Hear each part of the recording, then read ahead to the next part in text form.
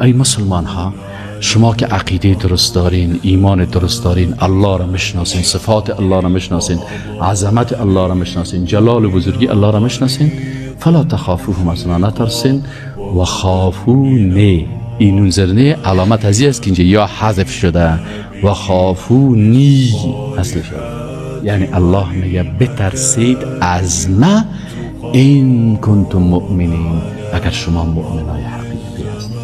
از این شیطان ها نترسید.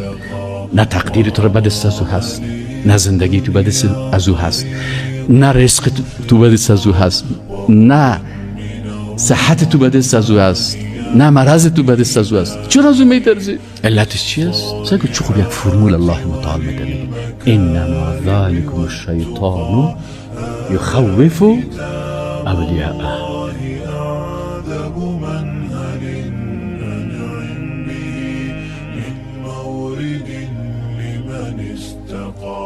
قد صاده رب العباد بحفظه